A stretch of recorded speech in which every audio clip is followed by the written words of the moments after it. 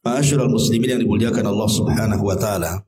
Dalam kehidupan kita tentu yang mempengaruhi kebahagiaan kita adalah kasih sayang Allah Subhanahu wa taala kepada hambanya.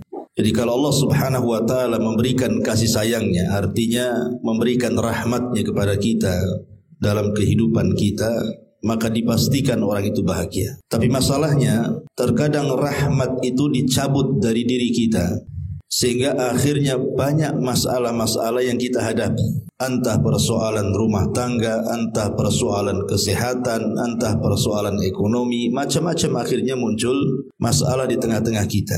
Makanya pertama kita harus tahu apa penyebab rahmat Allah Subhanahu wa taala itu dicabut. Karena kalau kita sudah tahu perkara-perkara yang bisa mencabut rahmat ini, maka kita akan mendapatkan kebalikannya. Maka Allah akan turunkan rahmatnya kepada kita. Ulama menyebut ada 10 perkara. Jangan sampai kemudian kita melakukannya, sebab itu rahmat Allah akan dicabut dari kita.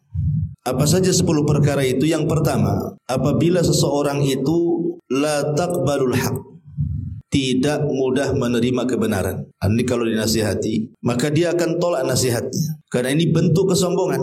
Kata Nabi SAW, al-kibru batrul haqqi wa ghamdun nas. Bahwa kesombongan itu ketika seseorang menolak kebenaran dan merendahkan orang lain. Bahkan Allah Subhanahu wa taala mengatakan dalam surah Al-Baqarah ayat 206, wa idza qila lahu taqillaha akhadathul izzatu bil izmi. Dan apabila dikatakan kepadanya bertakwalah kepada Allah, bangkitlah kesombongannya yang menyebabkan dia berbuat dosa.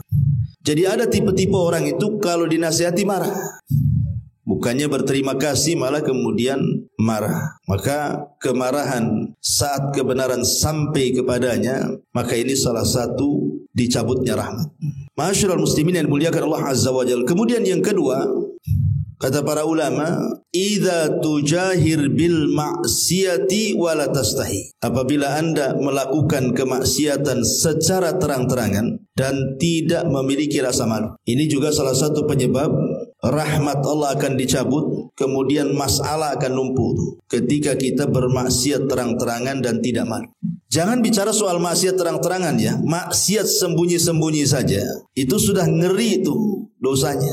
Kata Nabi SAW, nanti pada hari kiamat akan didatangkan orang-orang yang menghadap kepada Allah membawa pahala sebesar gunung Tihama, tetapi dihancurkan dengan maksiat yang dilakukan sembunyi-sembunyi. Ini maksiat yang sembunyi-sembunyi saja menghancurkan pahala. Macam mana pula maksiat yang terang-terangan, dan tidak malu pula dia ketika maksiat. Maka ini jelas akan mencabut rahmat dan sebaliknya mendatangkan adab.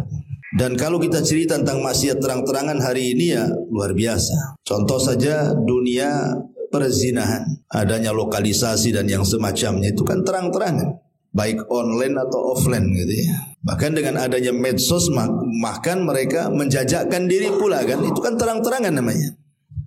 Yang lebih parah lagi kadang-kadang didukung oleh kekuatan pemerintah lagi, diresmikan lagi. Nah, ini kan masalah. Dan judi dan macam-macam ini kan dah terang-terangan betul tuh. Atau umpamanya yang dilakukan individu-individu lah di masyarakatnya.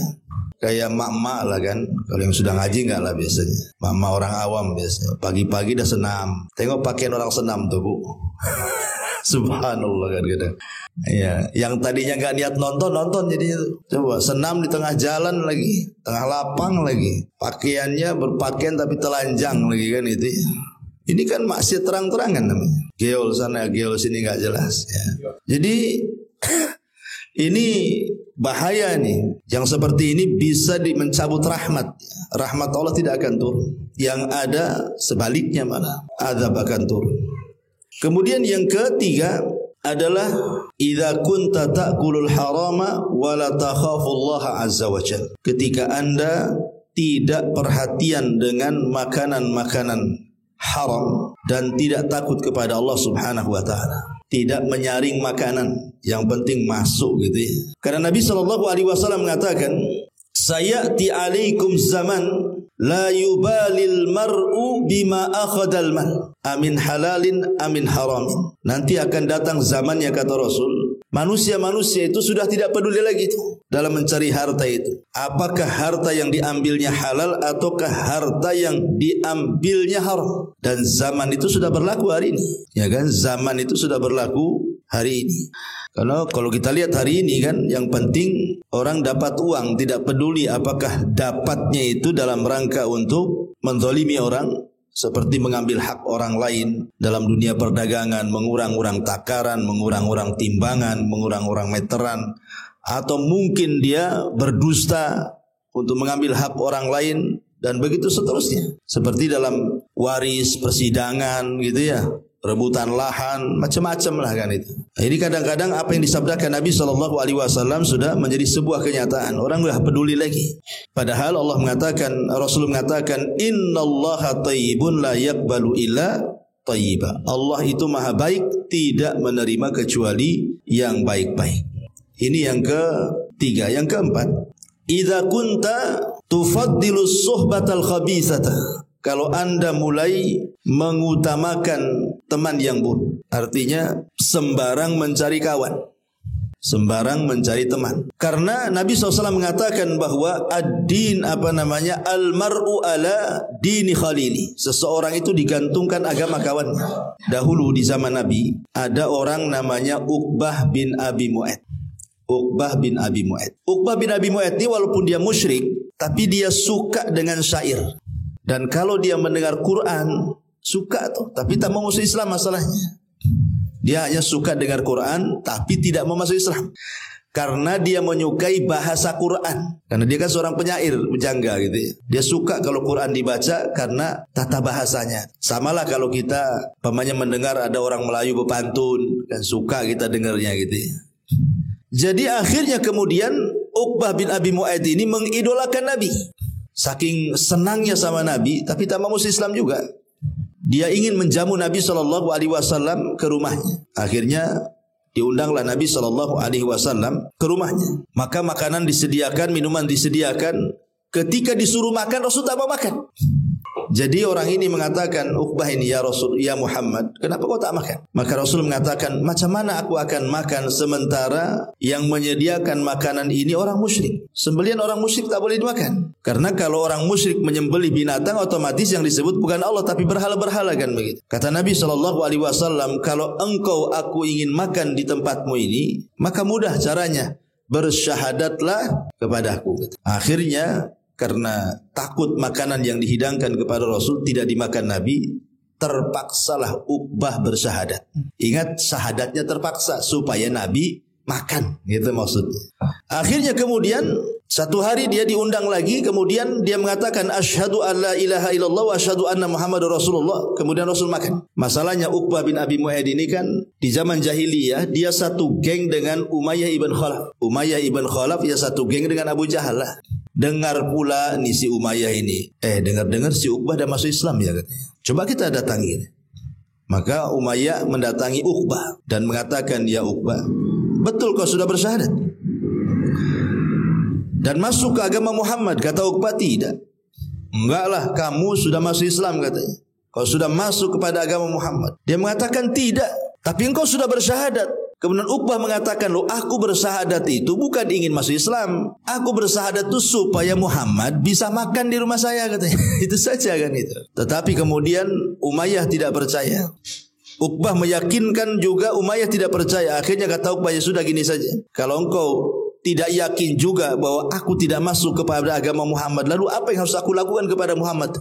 Maka Umayyah beri syarat, kalau engkau ingin tetap bersama kami, engkau harus menghinakan si Muhammad itu. Satu hari Abu Jahal ini sedang berada di sekitar Ka'bah. Melihat Nabi SAW datang kemudian solat menghadap Ka'bah. Kemudian Abu Jahal mengatakan, siapa yang bisa meletakkan salah jazur, kotoran unta di pundak Muhammad, falahu kadza wa kadza. maka dia akan dapat ini dan itu. Akhirnya kemudian Uqbah ini kan ada di situ tuh kesempatan untuk membuktikan kesetia kawanan dengan Umayyah, bahwa dia akan menghina Rasul kan. Ketika mendengar Abu Jahal mengatakan siapa yang bisa meletakkan salah jazur kotoran unta, maka dia akan mendapatkan ini dan itu. Kata Uqbah, saya wahai Amr. Karena nama Abu Jahal namanya Amr bin Hisham. Akhirnya dicarinya kotoran unta yang masih berdarah-darah itu. Kemudian didatangkan, diletakkan di pundak Nabi. Nabi sedang sujud. Maka ketika kemudian orang-orang, anak-anak muda musyrik melihat kelakuan Uqbah bin Abi Mu'ayth, mereka tertawa semuanya. Mentertawakan bagaimana Uqbah meletakkan salah jazur kotoran unta di pundak Nabi SAW. Sampai Fatimah datang membersihkan kotoran unta di pundak abinya Rasul kita Muhammad SAW. Kemudian dipercepat solatnya. Kata Fatimah, ya Rasulullah, wahai abi, wahai ayahku, wahai Rasul, doakan kecelakaan kepada mereka. Karena mereka sudah menghina demikian rupa, masa meletakkan kotoran unta di pundak saat solat. Makanya ketika itu turun ayat kan, ya, turun ayat surah Iqra bismi rabbikal ladzi khalaq di ujung-ujung surah itu, surah Alaq. Singkat cerita di sini, bagaimana Uqbah bin Abi Mu'ayth mengikuti apa? Mengikuti saran daripada Umayyah bin Khalaf. Padahal sebenarnya satu langkah lagi Uqbah itu sudah mendapat hidayah itu. Dia kan sudah senang dengan Quran, senang dengan Nabi, dan sudah mengucapkan syahadat. Cuman kurang mantap saja. Cuman masalahnya karena dia punya kawan jahat Umayyah, akhirnya hidayah yang hampir menyapa dia ditolak dia. Justru dia orang yang paling jahat kepada Nabi. Terbukti ketika terjadi perang Badar, maka salah satu tawanan Badar adalah Uqbah bin Abi Mu'ayth. Maka dia tidak dimaafkan. Dia disalib di tiang gantungan. Dialah orang yang pertama disalib dalam Islam. Karena memang kurang ajar kepada Nabi SAW gitu ya. Dari sini kata para ulama, lihat bagaimana pertemanan yang buruk di sini. Pertemanan yang buruk itu akhirnya mencegah orang dapat hidayah. Makanya kenapa dalam Islam itu cari teman itu yang baik. Karena teman itu bukan hanya manfaat di dunia bu, tetapi juga akan manfaat sampai ke akhirat. Kata Hasan Al-Basri rahimahullahu ta'ala, istakthiru min sahibikumus salih fa innahu yanfa'ukum yaumal qiyamah. Perbanyak oleh kalian teman-teman yang baik, karena teman-teman yang baik itu akan sampai akhirat manfaatnya. Seperti apa maksudnya manfaatnya sampai akhirat?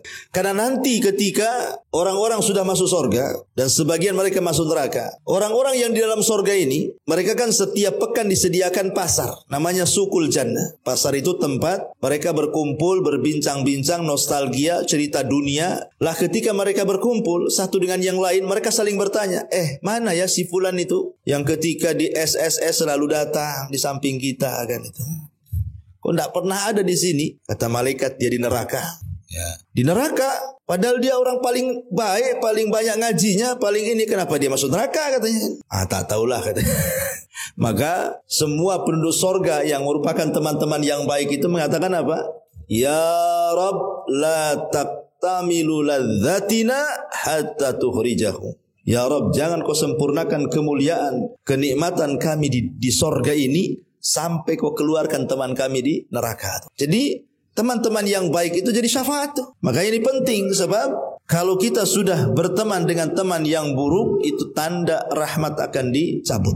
Kemudian datang kebalikannya.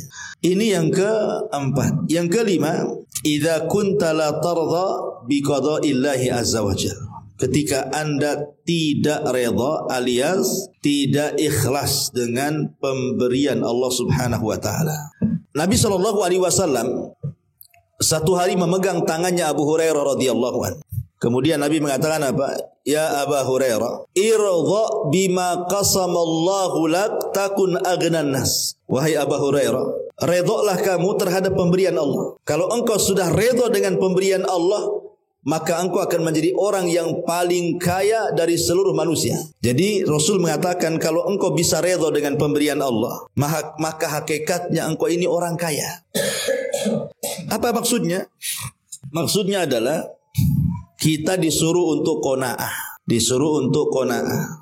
Qanaah itu meninggalkan perkara syubhat, dikhawatirkan takut terjerumus kepada yang haram. Itu disebut qanaah. Yang syubhat saja dijauhi, apalagi yang haram. Dan dia hanya pasrah dan menerima apapun yang Allah takdirkan, apapun yang Allah berikan, apapun yang Allah bagi kepada kita. Itu kata-kata Rasul kepada Abu Hurairah, irda bima qasamullahu lak. Redoklah dengan pemberian Allah Subhanahu wa ta'ala. Makanya ada seorang ulama salaf itu, saya lupa namanya. Jadi kalau dia jalan dari dari rumah ke masjid, kemudian satu hari jatuh uang 1 dinar, jatuh dari dompetnya itu uang 1 dinar. Akhirnya kemudian dia kembali mencari itu, nampak pula uang 1 dinar. Ketika mau diambil tak jadi.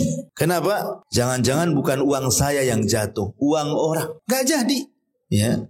Itu namanya warok tuh. Kalau kita tidak, jangankan lagi uang dompet. Dompet kita ada, tapi ada dompet lagi jatuh. Kira-kira apa yang kita lakukan? Langsung dikuras isinya, cangkangnya ditaruh situ. Gitu ya.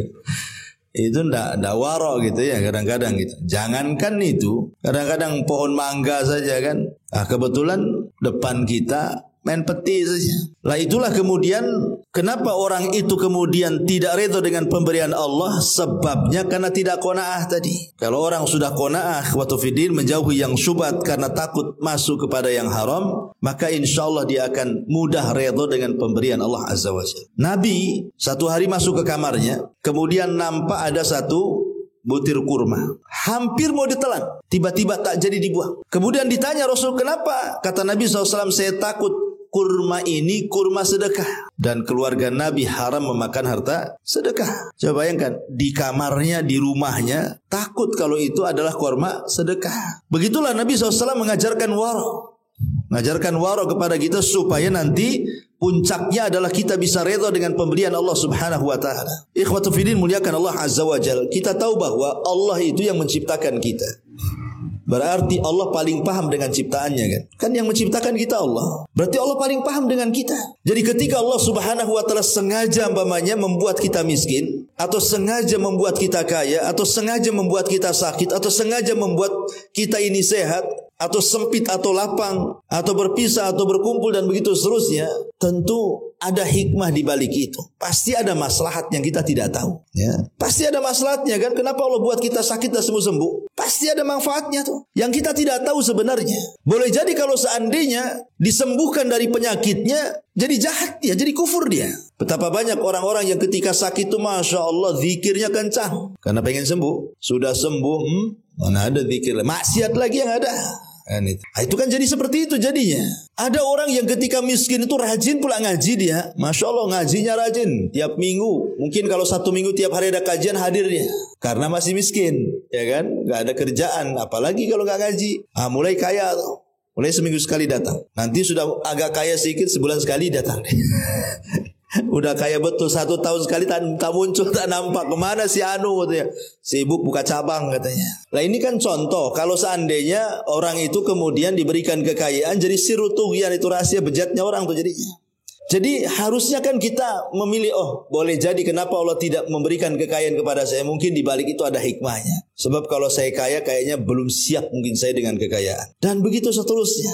Itulah kemudian muncul kata harus redha dengan pemberian Allah. Sebab kalau kita tidak redha dengan pemberian Allah, maka itu tanda rahmat kita akan dicabut oleh Allah Azza wa Jalla.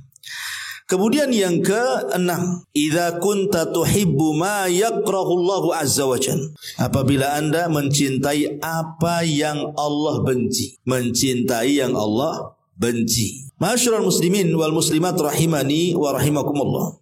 Imam Ghazali mengatakan dalam kitabnya Ihya Ulumuddin, al-bughdhu fillahi wajibun wa muhibbul maksiyati warradhi biha 'asid. Benci karena Allah adalah sebuah kewajiban, sebagaimana cinta karena Allah sebuah kewajiban. Benci karena Allah sebuah kewajiban. Tetapi mencintai maksiat dan redha dengan maksiat adalah sebuah kemaksiatan, kata Imam Ghazali. Jadi kalau orang mencintai yang dibenci Allah atau membenci yang dicintai Allah, ini tanda rahmat orang itu akan dicabut. Makanya Allah mengatakan dzalika bi annahum karihu ma anzalallah fa ahbata a'malahum. Mereka itu membenci apa yang diturunkan Allah, maka Allah gugurkan amalan mereka. Ada orang-orang itu, ikhwatu fiddin muliakan Allah azza wajalla, yang tidak suka dengan syariat ya. Lisannya itu tidak bisa dijaga. Kadang-kadang ngomong aja. Orang pakai jilbab bagus-bagus, pakai cadar, dikomentari. Ya, ada orang yang rajin ke masjid, dikomentari. Ada orang yang rajin ke pengajian, dikomentari. Apa maksudnya coba? Orang berbuat baik kok dikomen. Kenapa orang yang maksiat tidak dikomen? Lah ada orang-orang tipe-tipe lisan-lisan yang justru ketika mengkritik itu malah salah sasaran.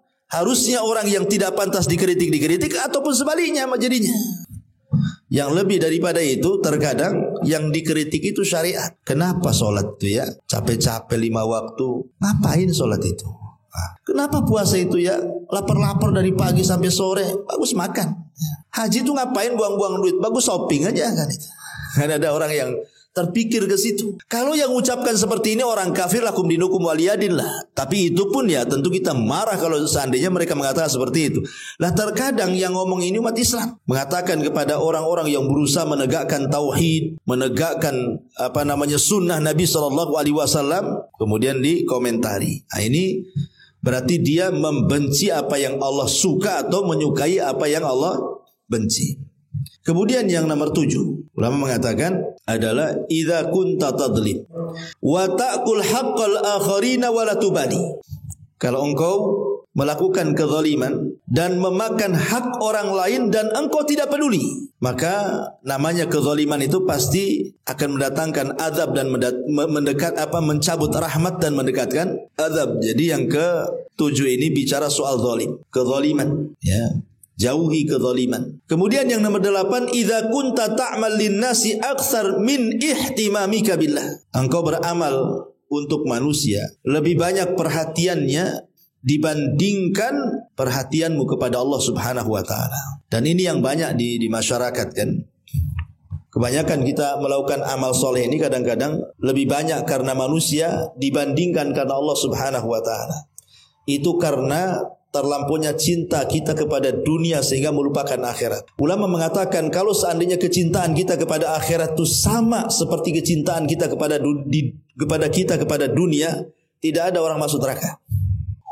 Kalau kecintaan kita kepada akhirat sebanding dengan kecintaan kita kepada dunia, enggak ada orang masuk neraka. Cuman masalahnya kecintaan kita kepada dunia itu terkadang melebihi kecintaan kita kepada akhirat. Pertanyaannya apa penyebabnya? Maka ulama tafsir mengatakan penyebabnya adalah karena kita lahir di dunia. Makanya kita cinta dunia. Coba Anda lahir di sorga, kira-kira cinta dunia enggak? Tidak mungkin lah kan itu ya. Karena kita lahir di dunia ini jadi cinta dunia. Coba kalau kita lahir di sorga, enggak mungkin kita mau ke dunia. Makanya di Quran itu selalu Allah dahulukan dunia baru akhirat, dunia baru akhirat. Coba kalau seandainya Quran membalik akhirat baru dunia kan, orang enggak mungkin ke dunia. Itulah penyebabnya kenapa kita hubud dunia, yang dengan sebab itu akhirnya lebih banyak beramal karena manusia dibandingkan karena Allah Subhanahu wa taala. Kemudian yang nomor 9, idza ra'aita qaswatan fi qalbika. Kalau mulai engkau melihat hati ini keras, maka ketika hati ini keras itu tanda rahmat Allah dicabut. Hati-hati. Seperti umpamanya ketika ibu mendengar Quran, kok enggak ngaruh? Sama aja. Mendengar Quran ya biasa, mendengar musik ya biasa. Lebih celaka lagi, mendengar Quran biasa, mendengar musik pula luar biasa. Itu yang masalah itu. Itu bukan keras lagi, bekarat lagi hatinya ya. Atau umpamanya ibu mengunjungi orang sakit. Mungkin orang sakit itu udah stroke, udah susah bangun. Kayaknya biasa aja, gak tersentuh, gak terpikir bahwa nanti suatu hari kita akan seperti dia. Nggak kepikiran ke situ. Ya biasa-biasa saja. Yang ada malah diomeli, ya kan? Ya wajar dia stroke Ustadz ya, dia jahat sih orangnya. Malah bukannya didoakan sembuh, malah disyukur-syukuri loh. Ini kacau orang ini kan.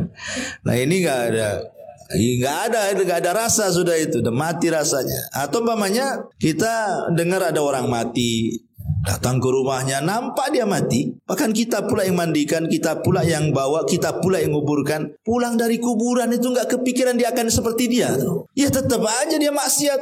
Itu kan hatinya keras itu. Orang kayak gitu tuh. Harusnya kan kalau dia yang mandikan, dia yang ngafani, dia yang nyolatkan, dia yang bawa, dia yang nguburkan. Kalau memang hatinya lembut, seminggu gak kesan tidur dia.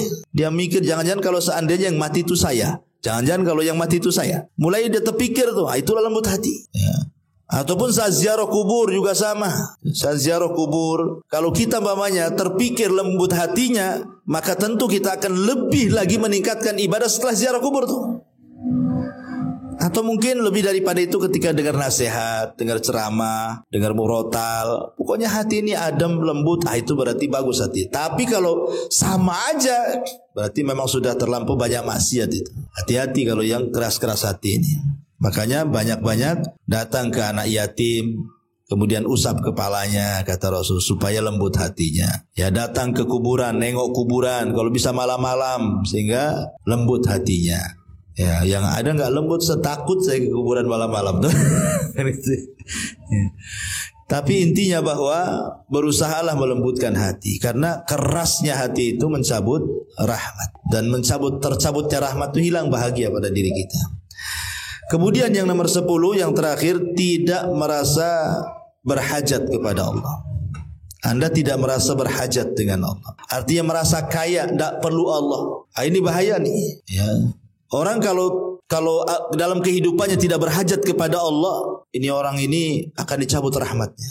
Dan itu kebanyakan di masyarakat seperti itu. Coba, orang-orang yang meninggalkan doa, gak mau berdoa sama sekali kan, itu kan orang yang tidak berhajat dengan Allah sebenarnya tuh. Orang-orang awam yang gak mau sholat, kalau Ramadan yang gak mau puasa, tapi kalau Id pula dia pula yang paling bagus pakaiannya. Nah ini kan payah nih. Ya, dan ada orang kayak gitu, puasa tidak, kalau Id dia paling bahagia pula.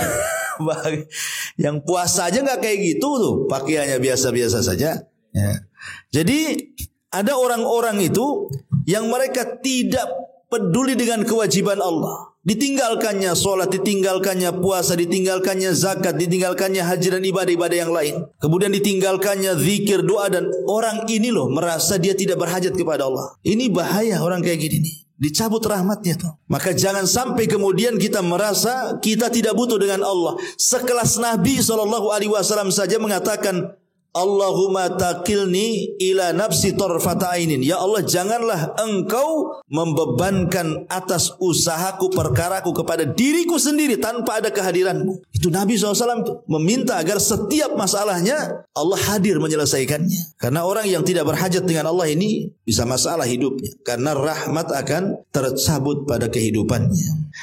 Ma'asyiral muslimin wal muslimat rahimani wa rahimakumullah. Ini di antara 10 perkara yang mendatangkan azab dan mencabut rahmat, artinya menjauhkan kita dari kebahagiaan Allah Subhanahu wa taala. Karena ini bagian daripada mukammilatut tauhid namanya, penyempurna tauhid.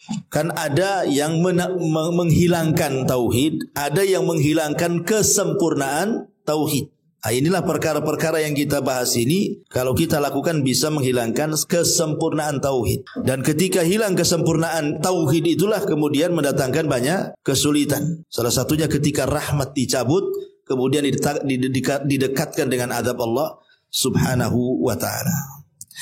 Ma'asyiral muslimin wal muslimat rahimani wa rahimakumullah. Ini yang pertama, ya, dihilangkan dari rahmat dengan 10 perkara tadi. Kemudian yang kedua, biasakan melakukan amalan-amalan yang dalam amalan itu terkandung banyak tauhid, Makanya semalam saya memberikan kajian di Darul Ilmi, ya, tentang beberapa ayat dan surat yang kalau bisa jangan pernah ditinggalkan sebelum tidur. 3 ayat dan 4 surat. Karena 3 ayat dan 4 surat ini semua bicara tauhid. Ya. Apa 3 ayat dan 4 surat yang kalau bisa sebelum tidur itu jangan ditinggal? Yang pertama, ayat kursi. Ayat kursi ini jangan pernah ditinggalkan dibaca sebelum tidur. Alasannya apa? Karena Nabi SAW mengatakan dalam hadis Abu Hurairah radhiyallahu anhu, dalam hadis yang panjang, ketika Abu Hurairah menjaga pembendaharaan zakat, tiba-tiba ada yang mencuri. Rupanya pencuri itu setan. Lah setan ini yang ngajari kepada Abu Hurairah dan mengatakan, "Hei Abu Hurairah, maukah ku ajarkan beberapa kalimat tapi syaratnya kau lepas aku," katanya.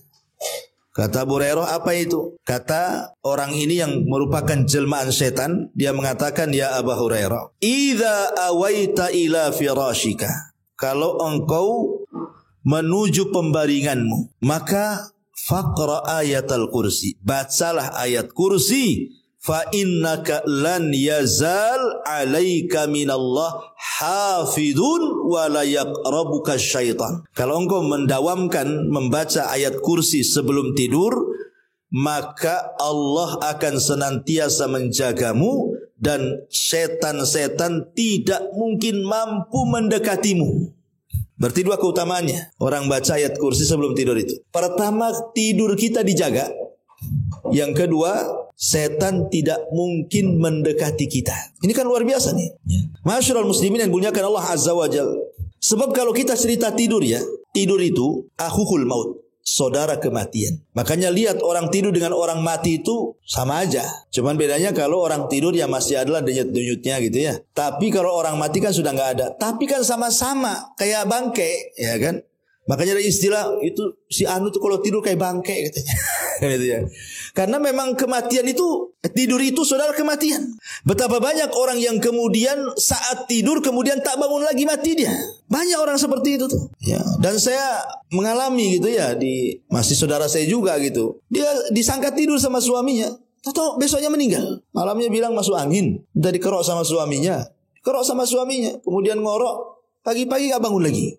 Meninggal. Ya. Artinya kan namanya tidur itu kan saudara kematian.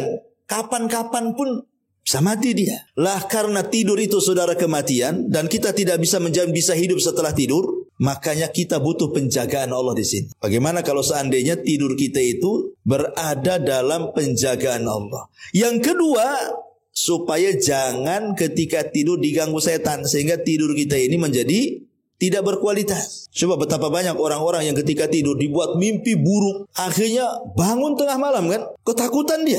Kadang-kadang ada orang yang mimpi buruk itu akhirnya trauma, gak mau tidur lagi. Yang kedua, kebayang, kira-kira apa yang terjadi dengan saya ya, kok mimpi saya kok buruk sekali. Padahal mimpi buruk itu tidak mungkin terjadi kan, itu datang dari setan kan. Tapi orang yang membaca ayat kursi, insya Allah kata Rasulullah, kita akan mendapatkan penjagaan dan setan tidak mungkin dekat. Dan ayat kursi semua bicara tauhid. Ayat kursi itu jawaban dari pertanyaan siapa Tuhan. Itulah jawabannya ayat kursi itu. Tauhid. Ya. Yang kedua, ayat yang harus dibaca, yang kedua dan yang ketiga ini jadi satu. Dua ayat akhir daripada surah Al-Baqarah. Amanar rasulu bima unzila ilaih sampai kepada la yukallifullahu nafsan illa wus'aha. Pokoknya dua ayat akhir daripada surah Al-Baqarah. Dan Nabi SAW mengatakan bahwa di antara oleh-oleh Rasul saat peristiwa Isra Mi'raj itu selain daripada solat 5 waktu, ada dua lagi. Yang pertama kan solat 5 waktu. Yang kedua, khawatim suratil Baqarah. Dia mendapatkan akhir daripada surah Al-Baqarah. Dan yang ketiga, Allah memberikan janji bahwa orang-orang yang bertauhid dan tidak menyekutukan Allah akan diampuni dosanya. Itulah tiga oleh-oleh Isra Mi'raj. Sementara kan kita tahunya kalau cerita Isra Mi'raj ya paling oleh-olehnya sholat kan itu ya. Padahal bukan sholat saja. Rasul itu dapat tiga oleh-oleh. Pertama sholat 5 waktu. Yang kedua membawa akhir daripada surah Al-Baqarah. Dan yang ketiga membawa kemuliaan tauhid, bahwa siapapun yang mentauhidkan Allah dan tidak menyekutukan Allah maka akan diampuni oleh Allah. Ini tiga perkara oleh Isra Mi'raj. Syahidnya adalah di sini akhir surah Al-Baqarah. Perhatikan kalau kita melihat akhir surah Al-Baqarah pun bicara tauhid. Amanar Rasul bima unzila. Ya, beriman kepada Rasul dan apa yang diturunkan kepadanya. Ini kan bicara soal tauhid karena yang pertama diturunkan adalah tauhid. Semua dakwah para nabi itu tauhid. Ya. Berarti ini sudah 3 ayat ya. 1 ayat kursi, 2, 3 dan akhir surah Al-Baqarah. Kemudian 4 surat. Pertama singkat saja surah Al-Kafirun. Yang kedua surah Al-Ikhlas. Yang ketiga surah Qul a'udzu birabbil falaq Al-Falaq. Dan yang keempat surah An-Nas Qul a'udzu birabbin nas. 3 surat, 4 surat 3 ayat. Jangan ditinggalkan selepas tidur karena semua terkandung tauhid. Dan semua masing-masing surat dan ayat ini punya keistimewaan sendiri tuh. Contoh umpamanya kalau kita baca Qul ya ayyuhal kafirun sebelum tidur. Apa faedahnya coba? Bara'atun minasyirki kata Rasul. Maka kita akan terbebas dari kesyirikan. Berarti kalau seandainya kita ini tidur kemudian membaca Qul ya ayyuhal kafirun, Allah bebaskan kita dari kesyirikan, berarti tidur kita ini bernilai tauhid. Karena lawan syirik apa? Tauhid. Ya, ketika kesyirikan lepas dari badan kita berarti masuk lawannya tauhid. Berarti orang yang membaca Qul ya ayyuhal kafirun tidurnya di atas tauhid. Kalau Allah takdirkan mati berarti mati di atas tauhid, gitu maksudnya. Alhamdulillah. Kan Qul ya ayyuhal kafirun kan enggak panjang. Iya Ustaz, enggak panjang tapi enggak selesai-selesai itu bacanya. Sila abudu mata abudun aja dibolak-balik katanya. Jadi intinya bahwa orang yang baca Qul ya ayyuhal kafirun itu sudah terlepas dari kesyirikan. Ditambah-tambah baca surah Qul huwallahu ahad. Sempurna tauhid kita. Kenapa? Tauhid yang kita yakini 3, ada rububiyah, ada uluhiyah, ada asma dan sifat kan? Dan 2 surat ini merangkum 3 tauhid itu. Makanya kenapa Qul ya ayyuhal kafirun dengan Qul huwallahu ahad itu disebut suratul ikhlas. Dua-duanya surah al-ikhlas. Kalau al-kafirun bicara tauhid uluhiyah. Kalau Qul ya ayyuhal Qul huwallahu ahad bicara tentang rububiyah dan asma dan sifat. Berarti kalau digabungkan 2 surat ini kita baca, sempurna tauhid kita. Makanya Rasul selalu menyuruh untuk menggabungkan 2 surat ini kan. Contoh namanya sholat sunnah fajar. Rakaat pertama Al-Kafirun, rakaat kedua Al-Ikhlas kan itu. Kemudian sholat sunnah tawaf. Anda habis tawaf, kemudian sholat di belakang makam Ibrahim. Rakaat pertama Al-Kafirun, rakaat kedua Al-Ikhlas. Selalu digandengkan tuh. Karena dua-duanya menyempurnakan tauhid. Dan dua-duanya disyariatkan dibaca sebelum tidur. Coba bayangkan kalau kita paham ya membaca 2 surat ini dalam tidur, memang kita betul-betul tidur kita di atas tauhid tuh.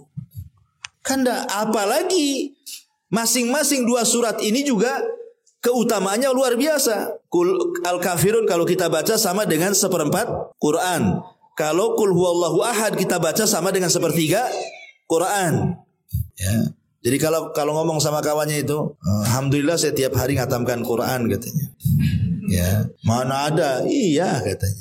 Saya kan tiap hari baca 3 kul katanya. Kalau 1 kulhu 1/3 Quran, kalau 3 kul hatamlah Quran tuh katanya. Kan itu ya. Atau ibu bilang aja saya tiap hari 4 kali baca Qul ya ayyuhal kafirun. Kan Qul ya ayyuhal kafirun 1 kali sama dengan 1/4 Quran. Kalau 4 kali kan hatam tuh Quran tuh, ya kan enak kan. Jadi itu dari segi keutamaannya, apalagi kalau ditinjau dari tauhidnya. Nah, kemudian yang ketiga Al-Falaq dan yang keempat An-Nas. Itu disebut surat muawwidhataini dua-duanya. Jadi di sini seolah-olah digandeng-gandeng kan. Yang muawwidhataini sendiri, yang surah Al-Ikhlas, baik Al-Kafirun ataupun Qul huwallah juga digabungkan di situ. Berarti ini memang surat-surat mulia semua yang kita baca sebelum tidur itu. Makanya kalau orang-orang dulu, ibu bapak yang dimuliakan Allah Azza wa Jalla, kalau orang susah tidur orang dulu tuh, pasti mereka akan memperbanyak zikir, baca Quran. Dulu ya. Kalau sekarang kalau susah tidur nengok handphone biasanya. Tengokin handphone. Kenapa nggak tidur? Nengok dulu lah biar capek matanya katanya. Jadi dibuat capek dengan cahaya handphone begini. Lama-lama handphonenya jatuh di daunnya, baru tidur. Coba bayangkan mati di atas handphone itu, coba ya. Nauzubillah kan. Kalau orang dulu kan enggak, ya susah tidur ya sengaja dibuatkan baca Quran, dibuatkan zikir, dibuat apa kan jelas gitu ya kan, tidurnya berkualitas ibadah. Sekarang enggak. Padahal waktu tidur itu panjang loh. Ya tidak Qul huwallah, ya tidak Qul ya ayyuhal kafirun, tidak muawwidhataini, tidak Qul sur, tidak. Gini aja nonton, gini aja. Udah dimatiin gini. Coba bayangkan. Terakhir handphone nengok kita. Nah, itulah tidur, betul-betul tidur. Ya. Jadi kadang-kadang sayang orang nggak paham itu keutamaannya. Sudahlah kalau sudah di kamar tidur itu, zikir-zikir tidur itu kan banyak. Bukan hanya ini saja. Ya, zikir-zikir tidur banyak. Nah, itu bacalah, nanti lama-lama ngantuk kok.